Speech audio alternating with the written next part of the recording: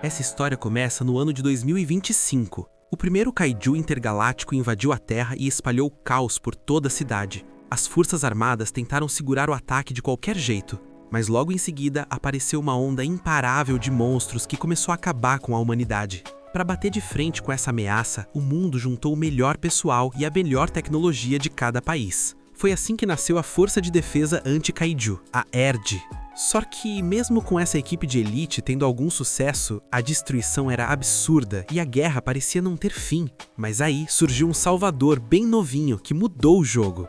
E sim, a gente já vai conhecer ele. Corta a cena. Agora a gente tá numa escola da cidade. As crianças brincavam de ser agentes da ERD, mas no meio de todos, um garoto só observava a galera, cheio de timidez. Na sala de aula, esse mesmo menino lia um livro enquanto ouvia os colegas continuarem a brincadeira de heróis. Um dos garotos percebeu que ele estava prestando atenção e chamou ele para brincar junto. Mas, contrariando todas as expectativas, o menino se assusta e sai correndo da sala. Mais tarde, a gente vê ele chegando num laboratório. Logo na entrada, ele dá de cara com um robô exigindo que reconheçam seus direitos. Esse robô era o Snowman, um protótipo de bomba autônoma. O garoto e os cientistas ficaram só olhando tudo em silêncio. Nisso, o chefe do lugar aparece perguntando o que tá rolando. O pessoal da equipe explica a situação. O robô, por sua vez, aponta para o doutor e diz que é ele o culpado por querer que a máquina se autodestrua contra os kaijus. O doutor, chamado Kojika Yabuzame, pergunta se essa não é uma ideia genial, já que a invenção dele ia garantir 0 baixas humanas.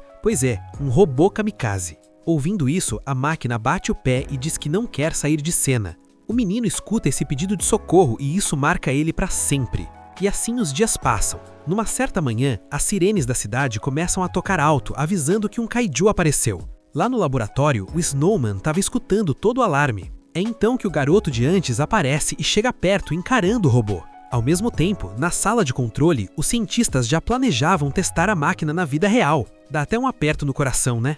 Mas, muito apressada, uma colega do doutor chega avisando que eles têm um problema gigante. O filho dele estava dentro da cabine de controle do robô. O doutor pede calma e garante que aquela cabine serve só para treinamento, então é quase impossível de pilotar. Voltando para o garoto, ele tá lá de boa, lendo o manual de instruções. Quando termina, ele liga o sistema e começa a andar com o gigante de metal. No fim das contas, não era tão difícil de pilotar, a não ser que você seja um gênio. O Snowman pede para ele parar, mas o menino avisa para ele ficar tranquilo, porque ele vai garantir que o robô não precise se sacrificar. Ao sair do armazém, ele liga os propulsores e levanta voo. O doutor fica de queixo caído vendo a cena e grita espantado se o próprio filho é um prodígio.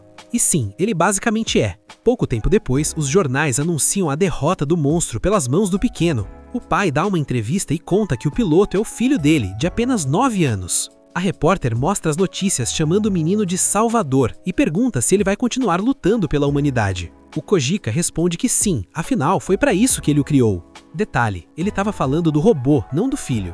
E ele estava mentindo na cara dura, já que a ideia original era usar a máquina como bomba. Voltando para o nosso protagonista, lá de dentro do Snowman, o pequeno Tetsuo Yabuzame assistia tudo tremendo de nervoso. E foi assim que nos anos seguintes ele dedicou a vida a proteger a cidade das ameaças. Num salto no tempo, a gente vê ele mais velho pilotando um robô totalmente diferente e caindo na porrada com os kaijus. E que visual irado essa máquina tem, diga-se de passagem. A história conta que durante esse tempo ele foi limpando o mapa das ameaças até chegar na grande batalha final, aquela que poderia finalmente trazer a paz para o mundo. É assim que 10 anos passam e agora estamos no cruzador intergaláctico da ERD. Lá dentro vemos o Tetsuo lendo um livro sobre como fazer amigos. Pois é, nosso herói sofre demais com a timidez. Bem na hora que ele ia ler a primeira dica, toca um aviso. Faltam 40 minutos para a batalha final e chamam ele para o Snowman. Ele fica chateado com a interrupção, mas vai para a missão, afinal ele é o grande salvador. No corredor, toda a tripulação faz reverência para o herói. Uma das mecânicas avisa que deixou o robô em perfeitas condições e outra dá um tapinha de apoio nas costas dele. O Tetsuo trava na mesma hora sem saber como agir, mas responde que vai dar o melhor na luta. Só que ele fala tão baixo e com tanta insegurança que parece que falou a coisa errada. Mas tudo bem, ele segue pulando para a escotilha e coloca um capacete espacial. Ele abre a porta e sai flutuando no espaço. Desesperado, ele chama o Yukio e pede para entrar rápido. E aqui vale lembrar, o Yukio é aquele mesmo Snowman quando o protagonista era criança. E sim, ele tá muito mais forte agora. Mas voltando para a história, o robô solta um suspiro desanimado e pergunta se ele fugiu de outra conversa com humanos. O Tetsuo manda ele ficar quieto, pede para entrar logo e lá dentro se arrepende de ter pagado o mico. Na hora de falar com a equipe, ele entrou em pânico e soltou qualquer besteira. Ele sabe que a galera só queria dar uma força e que ele deveria ter respondido com energia que ia fazer o melhor. Em vez disso, se atrapalhou todo e agora se chama de fracassado. Ele explica que ficou assim porque passou a infância e a adolescência focado apenas em derrotar monstros. Esse drama do Tetsuo deixa o Yukio preocupado e o robô pede para ele parar de se torturar por qualquer erro e continuar tentando fazer novas amizades. Mas o protagonista responde que não precisa, já que ele tem a companhia do parceiro de metal. Detalhe, ele já usa essa mesma escusa faz 10 anos. O Tetsuo tenta se justificar dizendo que não é nada fácil. Segundo o livro que ele estava lendo, para fazer um amigo de verdade, a pessoa precisa passar por 777 obstáculos. Tudo isso de acordo com o autor Lonely Iwaki, na obra Como Até um Kaiju Pode Fazer Amigos. O garoto garante que a missão é difícil demais para ele, mas o Yukio culpa ele por se deixar levar por manuais sem sentido. No meio desse papo, ele recebe uma chamada da capitã da nave. Ela avisa que o cruzador logo vai chegar na linha de frente do exército inimigo, então eles vão repassar a missão. No momento em que fizerem contato com os monstros, o Tetsuo vai se afastar da frota principal. O plano é o seguinte, eles vão direto no meio do enxame inimigo para disparar o laser do infinito. Sente o poder. A ideia é varrer tudo num raio de 100 km e acabar com todos os kaijus de uma vez. Mas a parte mais tensa é chegar no ponto exato de disparo, e é aí que entram o Yukio e o Tetsuo. A missão da dupla é lutar, chamar a atenção dos monstros e diminuir o número deles. Com tudo combinado, a capitã diz que conta com eles. O Yukio manda um clássico, sim senhora, mas o Tetsuo solta um à vista, o que deixa a tripulação meio confusa. Aí já viu, né? O Tetsuo entra em pânico porque não respondeu igual ao parceiro. Para acalmar as coisas, o robô anima o garoto, dizendo que eles vão voltar para casa juntos com mais uma vitória e que hoje ele finalmente vai realizar seu sonho. O Tetsuo, na inocência, pergunta se ele tá falando daquele óleo de primeira qualidade. O Yukio ri, diz que não e que estava pensando em outra coisa, mas, bem na hora de falar, ele desvia o olhar. O Tetsuo não entende o que chamou a atenção dele, até que a ficha cai. Centenas de kaijus estão chegando, um mais assustador que o outro. É agora que a coisa fica séria e a capitã dá a largada na missão. O Tetsuo comenta com o parceiro que quer ser alguém importante. A equipe avisa que é hora de ir, o Yukio alerta que os monstros estão em cima e o garoto levanta a cabeça, pronto para a batalha. As unidades dele são ejetadas da nave e ele já segura firme a sua espada. O Yukio não brinca em serviço e já aciona o estilo das 7 espadas, cortando tudo com seu ataque especial. Num piscar de olhos, vários kaijus são derrotados, deixando a galera da nave de queixo caído. A capitana, confiante, garante que a vitória tá no papo e prepara o próximo passo. Então, enquanto os monstros tentam quebrar a barreira, ela manda preparar o laser do infinito. Uma esfera gigante de energia começa a carregar na frente da nave, e quando atingir o limite máximo, ela grita para atirar. Mas, adivinha? O laser simplesmente some. A tripulação entra em choque tentando entender o que rolou. E aí vem a péssima notícia. O sistema falhou. Como a gente sabe, se algo pode dar errado, vai dar muito errado. A capitã até manda reiniciar tudo, mas nada acontece. Vendo que a situação saiu do controle, ela ativa o plano B, aguentar o ataque e se juntar de novo com o Tetsuo e o Yukio. Só que, no meio desse desespero, os geradores de energia pifam de vez, deixando a nave totalmente sem defesa. A capitana não consegue acreditar no que tá ouvindo. Sente o drama. Num segundo, um kaiju invade a sala de comando e acaba com tudo. Lá fora, o Tetsuo e o Yukio estavam prontos para mais combate. De repente, eles escutam um estouro gigantesco, olham para trás e veem a nave inteira indo para os ares. O Yukio logo avisa que a missão falhou, mas o Tetsuo tenta manter a calma e pede para o parceiro voltar com ele para salvar quem ainda tiver vivo. O robô avisa que é arriscado demais, só que o garoto responde cheio de certeza que a missão deles ainda não acabou. Ele pede a ajuda do parceiro para varrer todos aqueles monstros dali. Depois de horas lutando sem parar, eles até conseguem derrubar muitos inimigos. O problema é que eles não param de brotar. O nosso protagonista já tá no limite do cansaço e o Yukio tá todo quebrado. Vendo que não tem como ganhar essa briga, o robô solta que vai acionar a autodestruição. O Tetsuo concorda, dizendo que assim os dois vão salvar o planeta. Mas aí a coisa fica emocionante. Enquanto o Yukio começa a ser cercado e atacado pelos monstros, ele decide zoar o Tetsuo, dizendo que o garoto nunca conseguiu fazer um único amigo. O Tetsuo reclama, perguntando por que ele foi tocar nesse assunto bem na hora que ele tá concentrado tentando achar o botão de explodir tudo. Ele avisa que não liga mais pra isso, desde que possa ficar do lado do seu parceiro até o fim. O Yukio pergunta se ele tem certeza disso, se não se arrepende de nada mesmo. O garoto pensa um pouco e lembra de como foi sempre difícil conversar com as pessoas, o que fez ele se isolar de todo mundo. Olhando pro agora, ele fala pro Yukio que com o tempo já não doía tanto ver os outros se divertindo juntos, então ele estava em paz. Mais do que isso, ele agradece o robô por ter aturado alguém como ele por tanto tempo. O Yukio fica só olhando, lembrando que foi o Tetsuo que deu o nome pra ele, que antes era só uma máquina de combate. O nosso herói percebe o silêncio e pergunta o que está acontecendo. Do nada, pisca um aviso na tela. Os controles foram bloqueados. Na mesma hora, o Tetsuo entende tudo. O Yukio confessa que é culpado de um crime, ter roubado a juventude do garoto e se aproveitado da bondade dele, fazendo ele passar os últimos 10 anos sem uma vida de verdade, só lutando contra monstros do lado de um robô.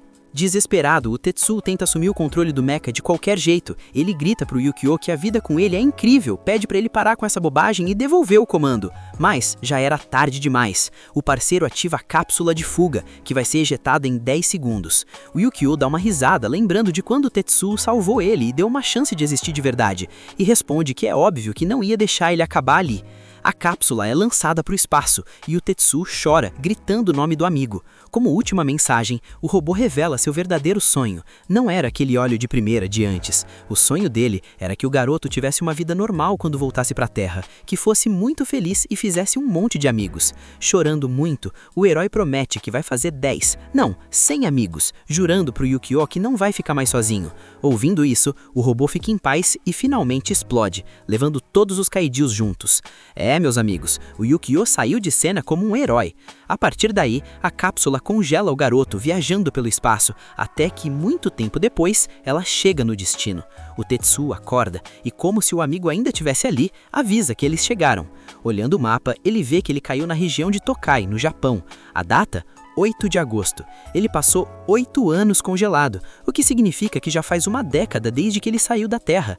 10 anos é tempo suficiente para uma criança virar adulto, um pulo de geração enorme.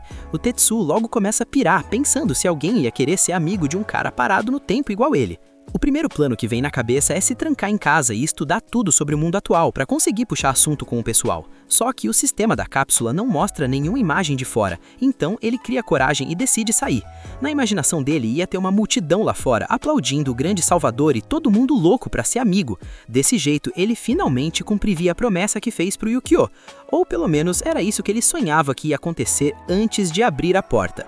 Quando ele finalmente sai da cápsula, a realidade é outra. Ele dá de cara com um país completamente congelado.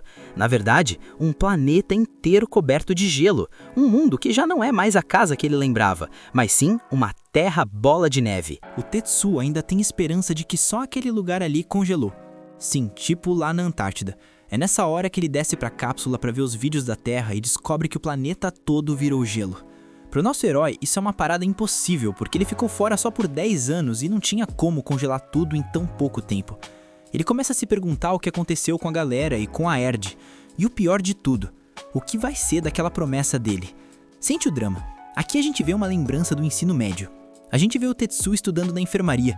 Uns garotos que passavam por ali olham e ficam surpresos ao ver ele estudando kanji. Eles comentam que, por ser o Salvador, ele nem tem tempo de ir pra escola, e isso dá uma certa inveja neles. O Tetsuo nem tinha visto os caras, mas já ficou tenso só de ouvir a conversa e lembra das palavras do pai dele chamando ele de alguém muito importante, o que faz ele se fechar ainda mais. Voltando pro presente, já se passaram 22 horas desde que ele pousou na Terra e a fome começou a bater. O Tetsuo vai procurar uns suprimentos, mas aí ele aperta um botão e aparece um vídeo do Yukio.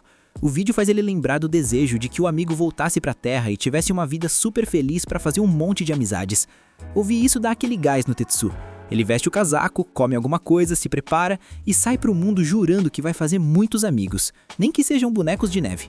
Tá, ele não disse isso, eu que coloquei por conta própria. Mas enfim, com a ajuda daquele livro que ele estava lendo, o primeiro passo de todos é sair de casa para conhecer gente. E, pois é, muita gente já falha nessa parte. O Tetsuo começa a andar para tentar achar algum sobrevivente. Quanto mais ele avança, mais ele percebe que tá tudo coberto de neve. Até que de repente ele vê uma pessoa viva. O Tetsuo fica todo feliz e tenta chegar perto, mas ele tropeça, bate numa máquina e faz o homem cair e se quebrar em pedaços. Aí que a coisa fica feia. O Tetsuo nota que o cara estava congelado, então ele enterra o homem e faz uma oração. Numa pena pro coitado do senhorzinho, que com certeza poderia ter virado amigo do nosso herói. Olhando pra máquina, ele vê que ela ainda funciona, e usa o negócio como veículo. Enquanto ele segue caminho, dá de cara com um buraco gigante. Isso faz ele pensar que a galera tá morando debaixo da terra, porque lá embaixo é mais quentinho. É nessa hora que ele se prepara para chamar o pessoal, mas a vergonha bate forte, e ele prefere quase congelar do que gritar por socorro. Até que um kaiju aparece bem atrás dele. Então o Tetsu foge acelerando a escavadeira. Só que do nada o caminho acaba e ele cai de um penhasco. Mas o lado bom é que ele conseguiu despistar o monstro. Quando ele acorda, percebe que está cercado por uma cidade congelada, que antes era o antigo lar dele. E isso deixa o garoto bem abalado. E sim, imagina só, perder tudo o que você conhece. Mas de repente começa a dar um novo tremor. Ele logo saca que é mais um kaiju chegando. Então ele pula na escavadeira e se prepara para a confusão. Quando o monstrão entra na caverna e se prepara para devorar ele, nosso protagonista avisa que chegou a hora de seguir em frente, liga a máquina e vai com tudo na direção da fera. Só que o bicho é tão pesado e forte que faz ele ser jogado para trás. Mesmo assim, o Tetsu não joga a toalha e bola um plano usando todo o conhecimento que ele tem. Sabendo que o monstro só segue um instinto cego de devorar, ele calcula que dá para desviar. Desse jeito, ele espera a criatura chegar perto e recua mais uma vez. Ele analisa cada movimento. Aí quando o bicho pula pra cima pra engolir ele, o Tetsu coloca a garra da máquina como defesa enquanto quebra a cabeça pra achar um jeito de vencer. As pancadas direto no monstro acabam enfraquecendo o braço mecânico e destroem a garra de vez. Nesse exato momento, o Tetsu lembra das palavras do pai dele, então ele dá seu último gás usando o braço quebrado da escavadeira, deixa o monstro engolir ele e lá de dentro ele atravessa o bicho com aquela lança improvisada, acabando de uma vez com o monstro. E pois é, ele pode até ser tímido, mas coragem o garoto tem de sobra. Depois dessa, 3 pessoas aparecem e chegam perto do monstro para dar uma olhada. Quando eles veem que é o corpo inteiro de um kaiju, a alegria toma conta e eles começam a comemorar. Mas bem nessa hora, nosso protagonista sai de dentro da boca do monstro todo sujo de sangue e ao ver que tem pessoas ali, ele grita de pura felicidade. O trio, por outro lado, dá um grito de pavor total, achando que ele também é um monstro. E sim, a cena devia estar assustadora. O Tetsu fala pro Yukio que finalmente achou alguns sobreviventes. Vendo isso, o pessoal fica ainda mais apavorado e começa a rezar para conseguir derrotar ele. A líder do grupo, que é uma mulher albina, acalma todo mundo e já fica em posição de combate. Enquanto isso, nosso herói tenta puxar assunto, só que ele não lembra muito bem como se faz isso. Então ele lembra do livro que ganhou e pensa que a jogada agora é dar um sorriso. Mas quando ele sorri, os sobreviventes acham que ele é um cara super suspeito. O Tetsu não aguenta mais e, dizendo com baita alívio que finalmente encontrou outras pessoas, ele apaga e cai no chão inconsciente. Aqui rola um flashback.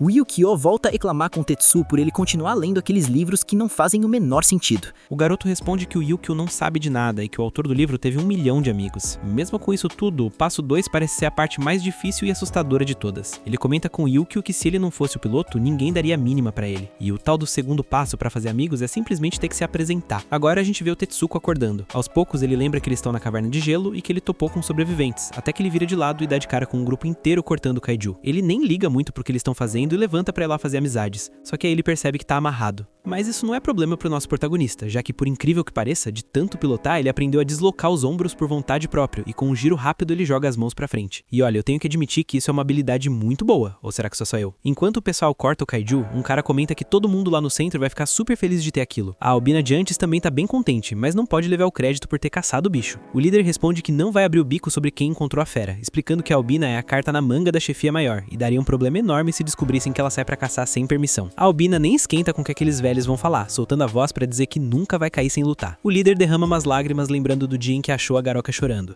Ela responde que não é mais aquela garotinha, e bem nessa hora o pessoal de antes chega berrando que o Tetsuko escapou. Enquanto isso, ele fica observando como o pessoal trabalha. Alguns usam o próprio peso pra cortar a pele do kaiju e outros dão uma força iluminando o lugar. Vendo essa cena, o Tetsuko entende que a galera continuou viva usando os monstros como recurso e começa a chorar emocionado por ver o quanto eles são incríveis. Nisso aparece um garotinho que chega perto com o brinquedo dele. Sentindo um esbarrão de leve, o Tetsuko tenta fazer um carinho na cabeça dele, mas para na hora. O menino não entende muito bem, mas dá um pulinho pra tocar na mobile e logo depois sai correndo. O Tetsuko observa a cena e então saca que uma estalactite de gelo tá prestes a cair em cima deles. Ele corre na mesma hora, pega um osso firme e destrói a pedra de gelo no puro estilo de filme de ação. Mesmo estando são e salvo, o menino começa a chorar de tanto susto. Nessa hora, o pai do garoto e 2 gêmeos chegam perto pra consolar o moleque e agradecer ao nosso protagonista. Só que eles não reconhecem o Tetsuko, e os gêmeos já começam a perguntar quem ele é e de qual setor ele veio. O Tetsuko tenta explicar, mas eles enchem o garoto de perguntas e ele não consegue soltar uma palavra. Vendo a confusão, o pai do menino acalma a dupla com um cascudo e manda eles deixarem o cara em paz. É isso aí, na base da firmeza. O velho careca se apresenta pro nosso protagonista como Taki Nishimura, o pai do pequeno Yoi. O Tetsuko limpa a mão e, morrendo de nervoso, aperta a mão do cara, conseguindo finalmente se apresentar de verdade. Depois dessa, o careca pede pra ele esperar 1 minuto, porque como agradecimento ele vai arranjar um bom pedaço de carne de kaiju. Os gêmeos avisam logo pra ele não fazer isso, senão ele pode se dar mal com o líder do esquadrão, o Nishimura. Ah, como esse pessoal gosta de incomodar. Mas o pai deixa claro que não tá nem aí pra eles. Bem nessa mesma hora, a equipe acha o nosso protagonista. O Furumashi dá a ideia de capturar ele, mas a chefe bate o martelo e decide que não. Seria bem melhor focar a atenção em lidar com as verdadeiras ameaças dali. Desse jeito, quando eles estavam se preparando pra ajudar os outros, do nada, um braço gigantesco aparece bem em cima deles e agarra a cabeça do kaiju morto. Todo mundo fica de queixo caído quando vê a cena. É simplesmente um kaiju com a aparência de humanoide. Até o próprio Tetsuko fica perplexo olhando pro bicho, notando logo de cara que tem uma anomalia na estrutura óssea dele, uma parada que ele nunca tinha visto antes na vida. Esse foi o final do episódio. Comenta a palavra parte 3 pra eu saber que você acompanhou até aqui e quer ver o desenrolar dessa treta, que eu vou te dar um coração no comentário. Se inscreve e ativa o sininho pra não perder o próximo capítulo, porque o hype tá só começando. Sem mais delongas, Rebobina se despede e até a próxima.